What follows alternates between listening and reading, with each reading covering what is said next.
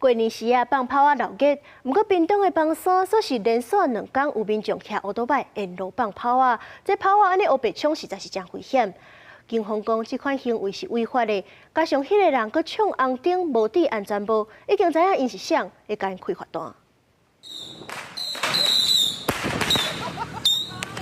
2个查甫人骑机车相载，坐后壁手提炮哪骑炮哪飞。同时，阁有2台乌多摆咧放炮有的对天顶飞去，有的射对路人，看起来足危险。附近民众讲，过年闹热一个无要紧，但是炮唔通乌白放。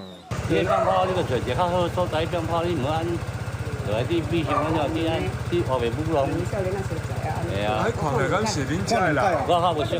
怕炸到开经过的车子吧，哎呀，然后那个。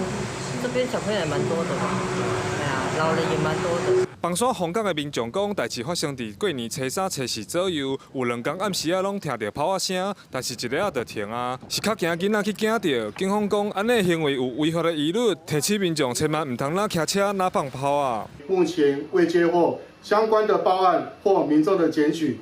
影片中行为已经违反《道路交通管理处罚条例》，若该行为触犯其他违法的歧视。后续将依法就办。收安尼过啊，嘛唔知啥无看到面。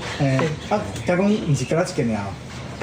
我是看到2遍。过年时就拢听到炮声，是较正常的系啊。因为影片有翕到车牌，警方表示嘛已经掌握当事人的身份，会请因到派出所说明。另外，针对机车冲红灯和无戴安全帽违规的部分，确认属实嘛会开罚单。记者柯明哲，屏东报道。